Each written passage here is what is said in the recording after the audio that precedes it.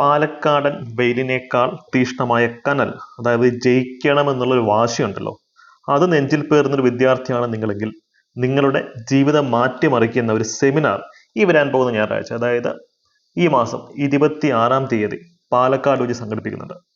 കൊല്ലങ്കോട് വെച്ചാണ് നമ്മൾ സംഘടിപ്പിക്കുന്നത്.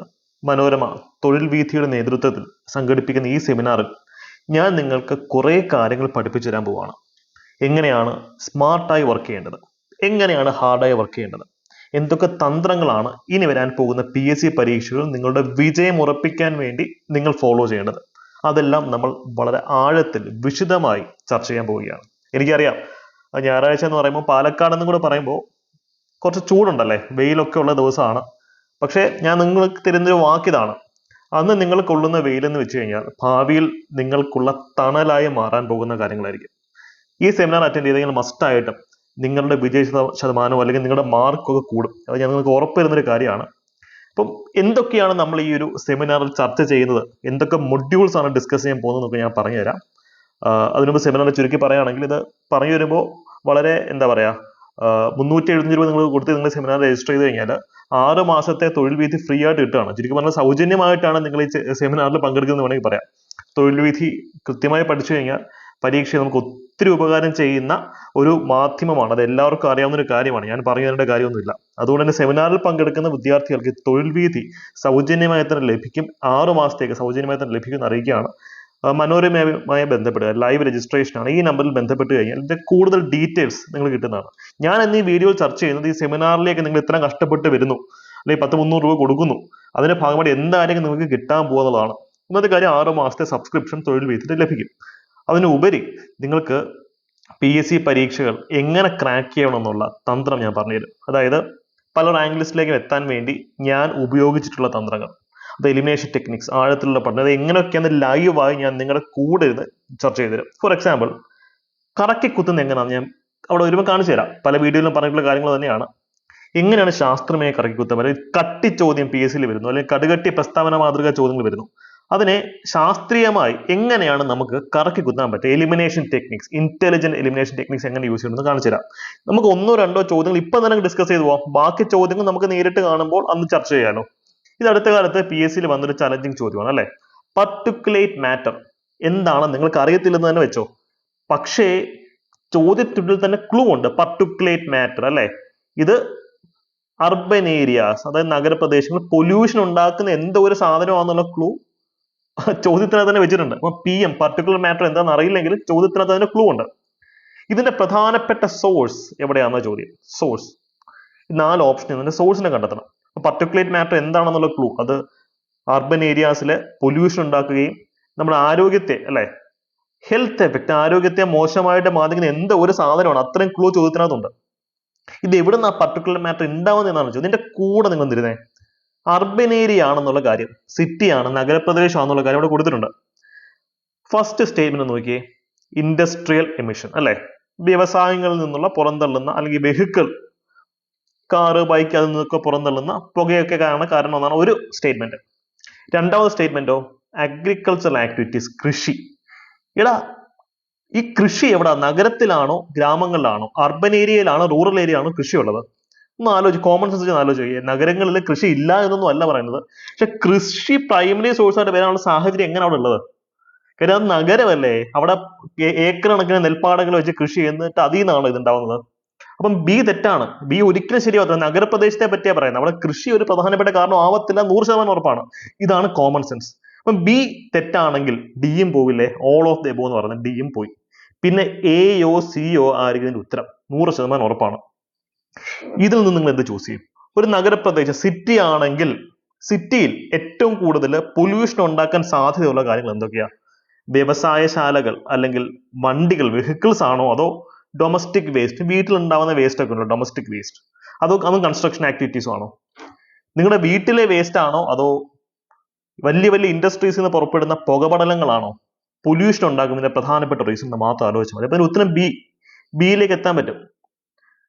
ഇതൊരു കട്ടി ചോദ്യം അല്ല, ഈസിയാണ്. അപ്പൊ അറിയാത്ത ചോദ്യം വന്നാൽ പോലും എങ്ങനെ ടാക്കിൾ ചെയ്യണം എന്നുള്ള കാര്യങ്ങൾ ഇതിലും ധാരാളം ചോദ്യങ്ങൾ എടുത്തു വെച്ച് നമ്മളോട് ലൈവ് ആയിട്ട് ഡിസ്കസ് ചെയ്യുന്നതാണ്.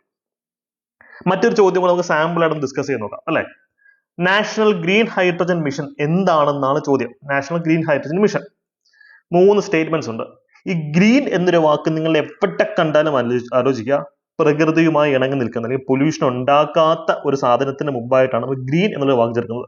ഞാനിപ്പോൾ പച്ച ഷർട്ട് ഇട്ടിരിക്കുന്നുണ്ടല്ലേ, അതുപോലെ തന്നെ ഗ്രീൻ ഹൈഡ്രജൻ അല്ലെങ്കിൽ ഗ്രീൻ എനർജി എന്ന് വെച്ചാൽ എന്താ? ആ എനർജി ഉണ്ടാക്കുന്നതിന്റെ ഭാഗമായിട്ട് പൊല്യൂഷൻ വളരെ കുറവായിരിക്കും, അല്ലെങ്കിൽ അധികം പൊല്യൂഷൻ ഉണ്ടാക്കില്ല. അതാണ് അതിന്റെ ഐഡിയ. അപ്പോൾ 3 സ്റ്റേറ്റ്മെന്റ്സ് ഉണ്ട് നാഷണൽ ഗ്രീൻ ഹൈഡ്രജൻ മിഷനെ പറ്റി. 3 സ്റ്റേറ്റ്മെന്റ്സ്. എങ്ങനെ ഒരു ഉത്തരത്തിലേക്ക് എത്താം? നിങ്ങൾക്ക് നാഷണൽ ഗ്രീൻ ഹൈഡ്രജൻ മിഷൻ പഠിച്ചിട്ടില്ല എന്ന് തന്നെ വെക്കുക. പക്ഷേ ഗ്രീൻ എന്നൊരു വാക്ക് ഉണ്ടെങ്കിൽ green energy, green hydrogen mission, അല്ലെങ്കിൽ ഗ്രീൻ എക്കണോമിക്സ്, ഗ്രീൻ ട്രാൻസ്പോർട്ടേഷൻ, അല്ലെ? അങ്ങനെ ഗ്രീൻ എക്കണോമി എന്ന് വെച്ച് കഴിഞ്ഞാൽ എൻവയോൺമെന്റൽ ഫ്രണ്ട്ലി, പൊല്യൂഷൻ ഉണ്ടാക്കാത്ത എക്കണോമി അല്ലെങ്കിൽ ട്രാൻസ്പോർട്ടേഷൻ, ആ ഒരു മീനിങ് ആണുള്ളത്. അപ്പോൾ തന്നെ നിങ്ങൾക്ക് എന്ത് ചെയ്യാൻ പറ്റും? ഏത് സ്റ്റേറ്റ്മെന്റ് എലിമിനേറ്റ് ചെയ്യാൻ പറ്റുക? യെസ്, സെക്കൻഡ് സ്റ്റേറ്റ്മെന്റ് എലിമിനേറ്റ് ചെയ്യാൻ. സെക്കൻഡ് സ്റ്റേറ്റ്മെന്റിൽ എന്താ പറയണത്? ഈ നാഷണൽ ഗ്രീൻ ഹൈഡ്രജൻ മിഷൻ കാരണം ഭയങ്കരമായിട്ടുള്ള കാർബണൈസേഷനും പൊല്യൂഷനും ഉണ്ടാവുമെന്ന് പറയുന്നത്. അപ്പൊ നേരത്തെ കാർബണൈസേഷൻ മീൻസ് ഈ പറഞ്ഞ പോലെ പൊല്യൂഷന്റെ ഭാഗമായിട്ട് ഉണ്ടാകുന്ന കാർബൺ അധികമായി നമ്മുടെ അറ്റ്മോസ്ഫിയറിൽ പുറന്തള്ളപ്പെടും. അതാണ് കാർബണൈസേഷൻ എന്ന് പറയുന്നത്. ഗ്രീൻ മിഷൻ എന്ന് വെച്ച് കഴിഞ്ഞാൽ അത് ഡീകാർബണൈസേഷൻ, കാർബണൈസേഷൻ ഇല്ലാതാക്കാനുള്ള മിഷനാണ്. അപ്പോൾ സെക്കൻഡ് സ്റ്റേറ്റ്മെന്റ് തെറ്റാന്ന് അറിഞ്ഞാൽ തന്നെ നമുക്ക് ഈ പറഞ്ഞ പോലെ എ പോയി, സി പോയി, ഡി പോയി, ബി ആണ് ഒരു ഉത്തരം. ഇതാണ് ശാസ്ത്രീയമായിട്ടുള്ള കറക്കിക്കുത്ത് എന്ന് പറയുന്നത്. സിവിൽ സർവീസ് പരീക്ഷകളിൽ കഴിഞ്ഞ ഒരു 20 അല്ലെങ്കിൽ 2 പതിറ്റാണ്ടായിട്ട് ഉപയോഗിക്കുന്ന ഈ ടെക്നിക് 2019 മുതൽ PSC പരീക്ഷകൾ വന്നിട്ടുണ്ട്. KASന്റെ യുഗം മുതൽ 10th പ്ലസ് 2 ഡിഗ്രി ലെവൽ പരീക്ഷകളിലൊക്കെ ഇതിനെ അങ്ങോട്ട് സ്ട്രോങ് ആവാൻ പോവാണ്. ഇതൊക്കെ അരച്ച് കലക്കി നമുക്ക് പഠിക്കാം, അല്ലെ? ഇതിനോടൊപ്പം നിങ്ങൾക്ക് വേണ്ടി ഞാൻ കൊണ്ടുവരുന്ന പരിപാടിയാണ് സ്മാർട്ട് സ്റ്റഡി ടെക്നിക്. ഇപ്പൊ എല്ലാവരും പഠിക്കണം പഠിക്കണം എന്ന് പറയുമല്ലോ. എങ്ങനെ പഠിക്കണം എന്ന് ആരും പറഞ്ഞതല്ല. നീ റാങ്ക് ഫയൽ പഠിക്കുക, അല്ലെങ്കിൽ ലക്ഷ്മികാന്ത് പഠിക്കുക, ബിപിൻ ചന്ദ്ര വായിക്കുന്ന പറയും. പക്ഷെ എങ്ങനെയാ പഠിക്കേണ്ടത് അതാരും പറഞ്ഞു തരാറില്ലല്ലോ. ഇവിടെ നമുക്ക് ധാരാളം ടെക്നിക്സ് യൂസ് ചെയ്യാം. നമ്മുടെ ചാനലിൽ തന്നെ നമ്മൾ പലതും ഡിസ്കസ് ചെയ്തിട്ടുണ്ട്, അല്ലെ? പോമോഡോറോ ടെക്നിക്, ഫെയ്ൻമാൻ ടെക്നിക്, പല കാര്യങ്ങളും ഡിസ്കസ് ചെയ്തിട്ടുണ്ട്. അപ്പൊ അതിന്റെ ഒരു അപ്ഡേറ്റഡ് വെർഷൻ എങ്ങനെയാണ് സ്മാർട്ടായിട്ട് പഠിക്കേണ്ടത് എന്നായിരിക്കും നമ്മൾ ഈ ഒരു മൊഡ്യൂളിൽ ഡിസ്കസ് ചെയ്യാം. ഇപ്പൊ ഫെയ്ൻമാൻ ടെക്നിക് എന്ന് പറയുന്നൊരു കാര്യമാണ്, ഒരാളെ പഠിപ്പിക്കുന്നത് പോലെ നമ്മൾ പഠിക്കുക.